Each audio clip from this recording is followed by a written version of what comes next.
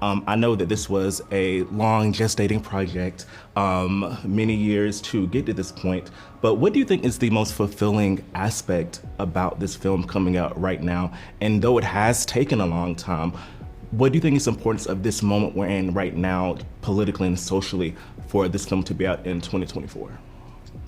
I mean, it's that part, timing. I mean, it is, while we started this journey 15 years ago, we've been talking since we've been here. There are no mistakes. It was supposed to be now. It was supposed to be this team of people. It was supposed to be this filmmaking team. And, in a lot of ways, I think Shirley was like, now is the time. It's no mistake that it'd be in the middle of a presidential election that, this film is coming out. There's no mistake that all of the world crises that are going, or crises, depending on how you tomato, that are happening it's similar to 1968, 1972. I speak of 68 because that's when she became a member of Congress. And so it's no mistake. So I guess the reward is that it's out to the world now, but that it's the reminder that, as Terrence says so well, there are no mistakes. Mm-hmm. It's supposed to be now. Yeah, and you got to think, for a woman of her time, a black woman to be reelected 7 terms, consecutive terms, because she was willing to make a difference, and she being one of the first people to actually stand up and say, no, you're going to give me the equal rights and opportunity that you gave all the other candidates. I'm going to sue you if you don't do that. And that's what we need to start doing today. We have a great deal of rights that's presented in front of us, and maybe Shirley's spirit is trying to say it's time that you ask and demand for, as beneficiaries, to receive your rights. Right. Or even knowing and cut that part out, because that's a spoiler. Well, we want people to learn that in the theater. No. Or on their couches. Yes, they're going to learn they've got rights. Yeah. They're going to learn they've got rights. They have rights, yeah. But rewind, Terrence, say that again, and leave that part out. You're like, watch the film and come back. Yeah. Wait, I didn't know that the 7 terms, though. No, that part, not that part of it. Oh, yeah, the other part, don't worry about that. Yeah. Netflix can do that. But honestly, when I was watching the film, I was like, wow, 1968. To think about, I guess it's even kind of, even with, I remember wrestling coming out recently as well. It's like we always see black and white photos, and we think that that's so long ago. But it's like, it's far away, but it's also recent at the same time. You think about, I was saying on Twitter the other day about how Ruby Bridges is on Instagram. And we're like, wow, this is, it's so recent. And I think because it's of important what we're still dealing with and what's still happening. Or do you think about 1972 is when she ran for president, and it wasn't until 2000, what was it, 12 or that Hillary Clinton? Mm-hmm. So that long, that amount of time before another woman was able to make it to the DNC. Yes. Well, thank you three so much for chatting with me, and I can't wait for more people to watch this film and be informed like I was. Christina, for you, of course, you play Barbara Lee, which it took a while for it to click throughout the film.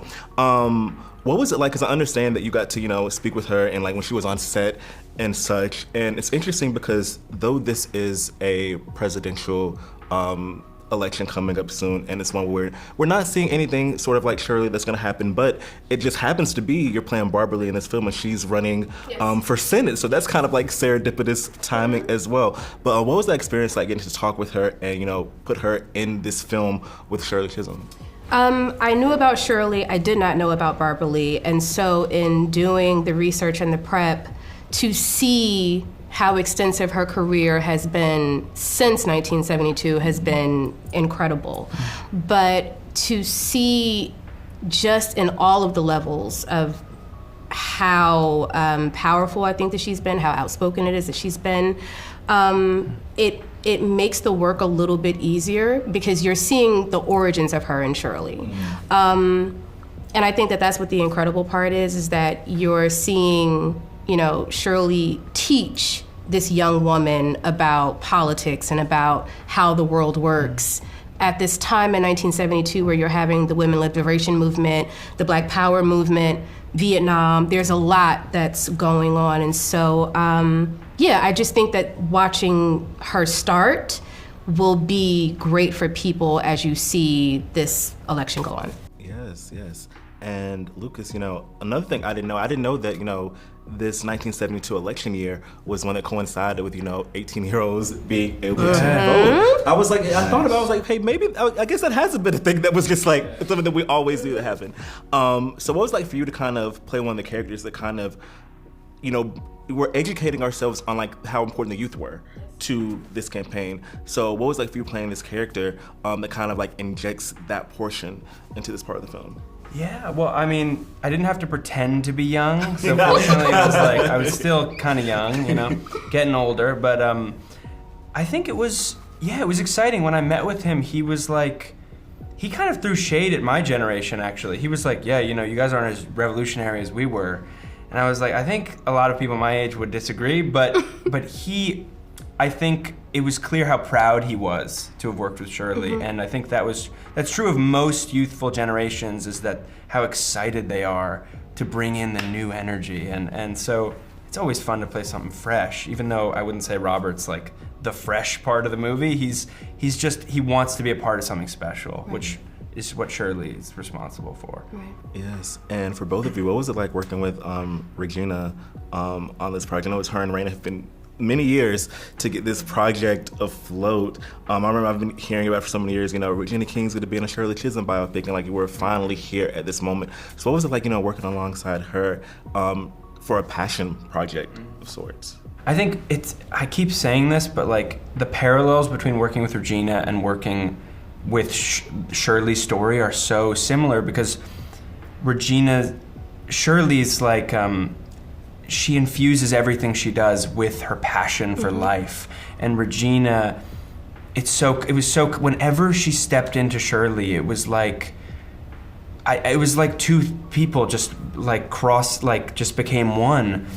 And I think one of the big lessons I learned from her was, from both Shirley and Regina, is to do what you love and to not doubt yourself, to really like take hold of it and don't let go of don't let go of the part of you that knows you can do it.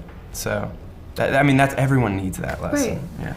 Yeah. Regina's one of the best, and I think in me being a youngish actor and being able to work with Regina, you kind of have those parallels between a young Barbara Lee and a Shirley, and just being able to watch and listen and not really just be a standby, but to actually have the responsibility to step up and contribute, it's been amazing. And so I'm very grateful, first and foremost, that this film finally gets made and that Regina and Reina are the ones who pushed it and got it over the finish line. Yes, absolutely. Well, thank you both so Thank much. you. And I can't wait for more people to see this film.